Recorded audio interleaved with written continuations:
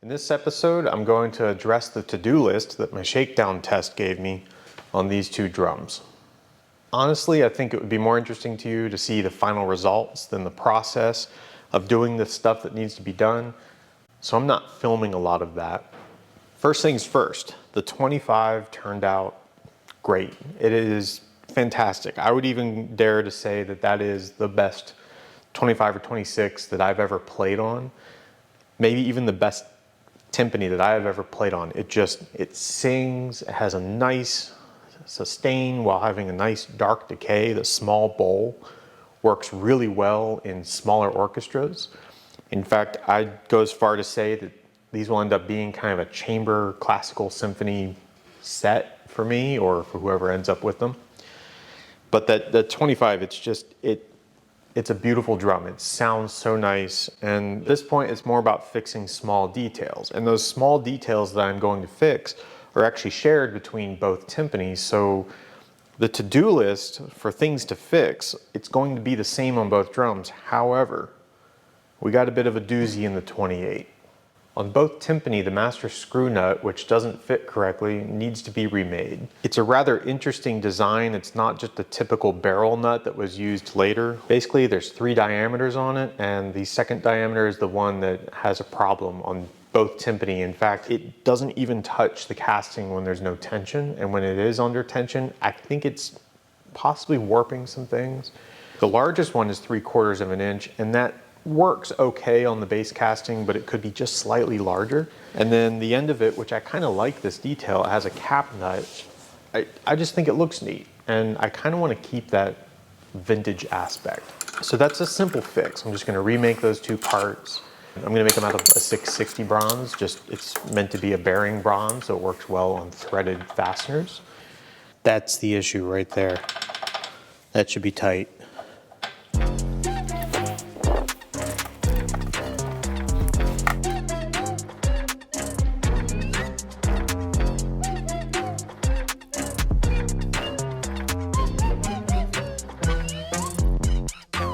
I'll still need to tidy up the tuning gauge activator and pivot arms, as well as the wheel tilter locks. They're all kind of sharp, the edges on them, and while moving these to the gig, I actually ended up getting a pretty good cut on one of my fingers. So that's just a simple finishing bit. That's why I left it undone. However, I do want to straighten the 28 pivot arm just a little bit. I ended up adjusting it, but I didn't adjust it squarely or parallel. That's an easy fix. So both the spiders need to be opened up a bit to prevent the tension rods from hitting the sides. The sides, or rather that channel, is only about 7/16 of an inch, which is the size of the tension rods. So ideally it would be 1/2 inch, 9/16, something bigger to give a little bit of room for alignment and flexibility. If I really wanted to go crazy, I could make a jig, put it on the mill, and just mill out the slots. We'll see. The majority of this episode is going to be me figuring out what the major malfunction is on this 28-inch drum. The head, the sound, everything about it feels pinched. It doesn't have the same rebound or mallet feel or head feel that the 25 does. Now, it might be an unfair comparison to compare this to what I think is quite possibly one of the best timpani I've ever played, but it should be acting like a pair. Right now, this drum is just unacceptable. So I have some rather sinister theories about what's causing the issues on this particular drum. And quite honestly, I'm not excited about chasing any of these theories. So my first theory is when I was riveting the ring onto the struts, there wasn't enough contact made between the tab and the ring. There was plenty of contact made on the 25 because the ring actually sits lower in the strut because the struts are identical. The castings are the same, they're the same length, the same height. So the 28, it's gonna sit out farther. It's gonna put that drum lower. To counteract that, I put the suspension ring higher. I made a pretty big deal about that when I was getting these all lined up, and I'm glad I did. You can see that the drums are even. That makes me happy. However, I'm wondering if this lack of surface contact is allowing the frame to move and thus not staying properly flat and aligned. If The cause of our major issues on this is the fact that there's not enough surface contact. I figure I have 2 or 3 possibilities to fix that. One, take it apart, make a new hoop that is taller. So these are 1.25 inches. I can make one out of 1.5 inches or 1.75 inches. I could also build up the tab with some weld material or just weld on new tabs altogether. And the third option is just to drop that existing ring down 1/2 inch, but I'm not keen on that idea because I like that these match height. Which leads me to my second theory, which is highly likely and unfortunate. I'm curious if the suspension ring just isn't round or flat. I thought I made it round and flat. It could have moved, could have been bumped, could have been dropped, could have this or that. There's a lot of possibilities, a lot of room for mishandling of that hoop.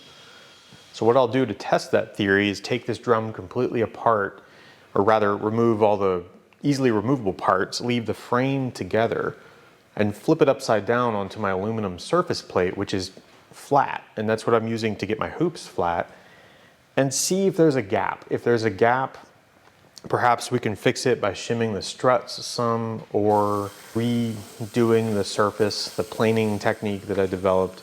We'll see. I'm not excited about that one. Ideally, we find an easy fix for this that doesn't involve removing the rivets. Because if I do, I'm probably gonna have to weld something.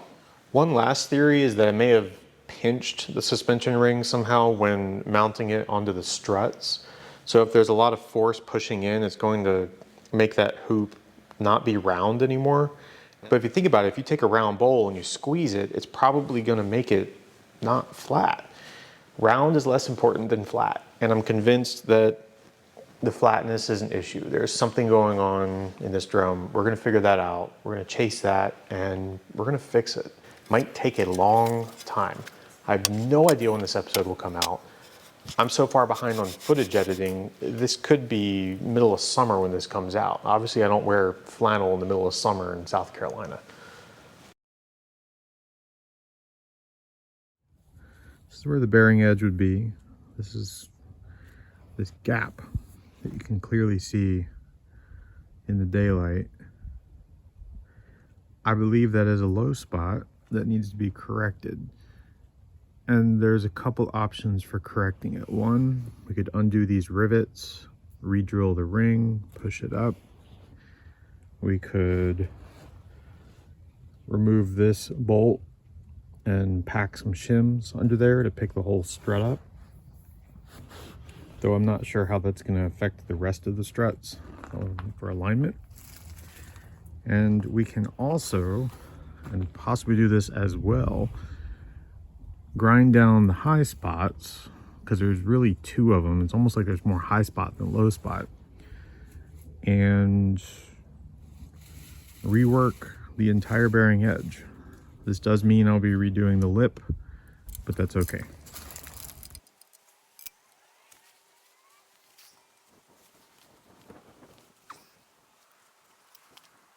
Okay, I figured out the problem.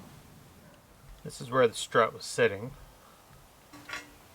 If I push it in farther, it gets a little worse. As I pull it out, it meets the plate. So I've come up with 3 options on how to approach the fix that we need to do to get this low spot on the hoop where it needs to be. The second option, which is the one I'm going to try here first, is to remove the rivets, take the strut, weld the holes shut, basically start over with just that single strut. The ring should ideally come up to where it belongs without any force on it, and then drill out the new rivet holes from behind. It'll be a little risky in that the strut may not line up exactly where I want it to. Probably have to do a little bit of refitting with where the tab sits. Following that, 2 new rivets, get everything put back together the way it should with the alignment. I don't know when the camera turned off. I got this where I want it. And one thing I've noticed is when I clamp, the ring tends to move a little bit. And I knew that with the 25, and that's why if you look back in the video, I actually undid each one. I think I only recorded or showed one being undone. That was to make sure all the pressure was equal and there was no tension in places there shouldn't be. I'm fairly confident this is good where it is.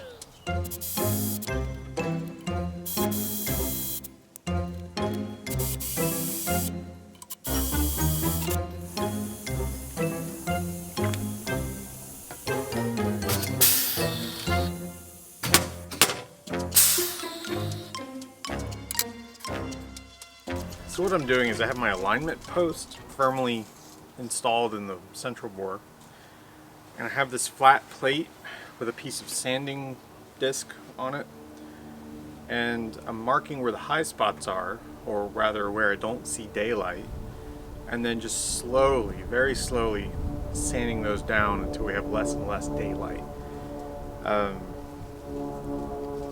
Ideally there'd be no light at all. That's what we're going for. It's slow work, but it's not terribly hard. We have a nice flat spot right here, two low spots that are opposite of each other, tiny little low spot right there. So if I just do a little bit here, a little bit here, a little bit there, I'll put the plate back on and look again.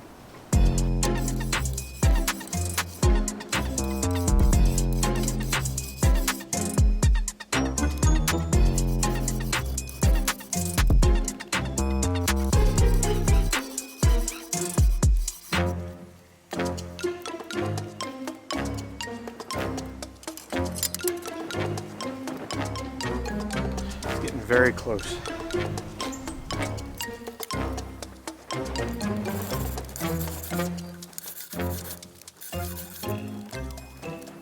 I'm actually really happy with how this is going, and I think I'm going to call it here.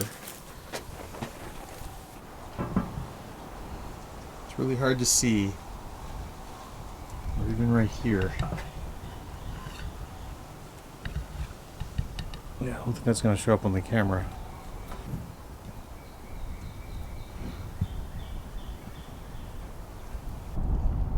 I'm trying to show the imperfection here. There's just a little bit of a low spot right in here, but it's enough that I can actually put my hand on the plate and make it disappear. So I'm gonna call it.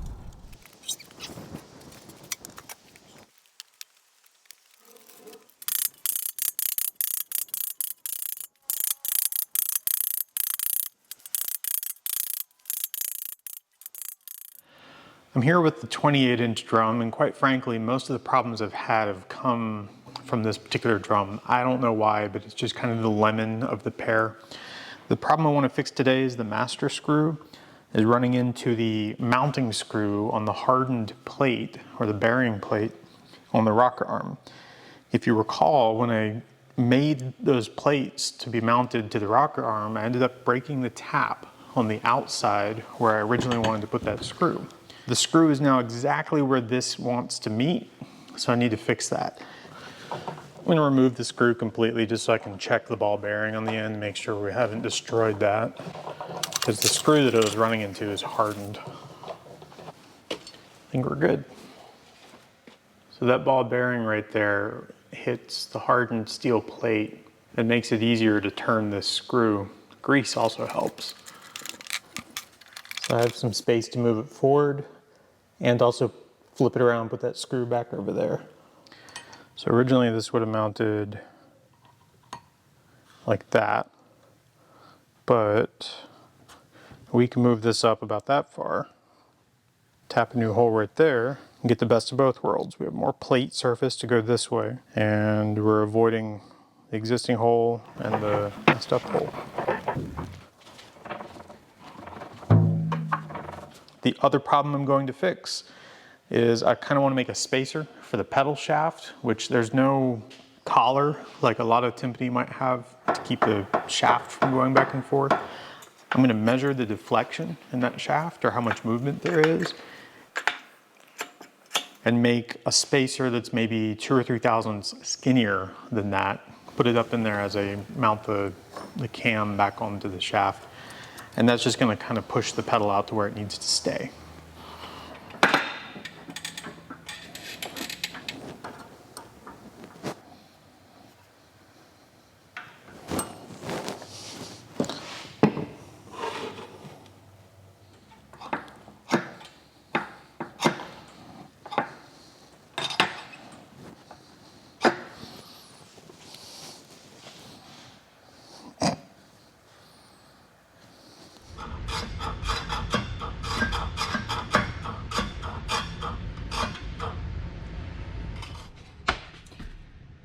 This is the original spring that I had on the 28. I put a new one on that has less coils per inch. It's like a coarser thread. And also shortened it by about 1 coil length on this, so it doesn't have 2 flat ends, but it is silent. I like that, and I'm gonna do the same thing on the 25 because that's, I mean, it's just silent. It may not be as stiff pushing this back in, but it really works well. So if you let the pedal go, it catches that ratchet and it does its job. So I believe this drum is ready to disassemble.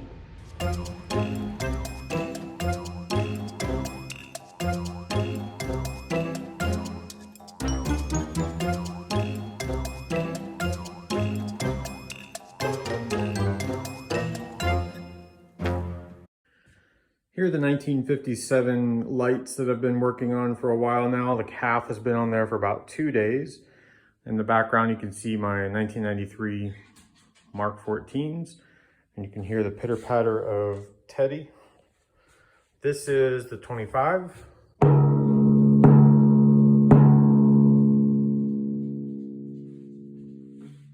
This is the 28.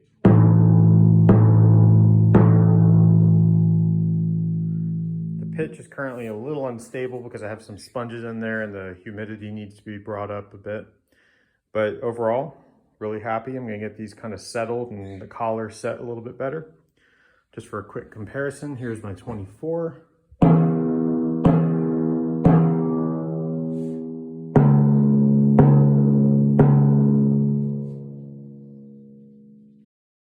So we're still a little bit of ways away from final assembly. Which would mean everything is plated, polished, painted, all that good stuff. And at that point, I'll really take time to get things just lined as precisely as I can and use Loctite to keep things from vibrating loose. So the next step is shakedown number 3, which hopefully there'll be nothing to fix, nothing to correct. And from there, either let the drums sit for a little while, use them a little bit more, or take them apart and prepare for all the metal finishing.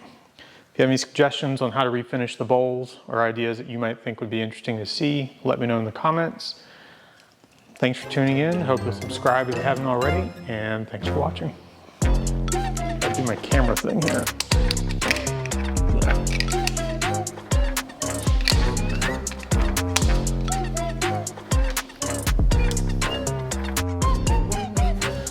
My third theory is what?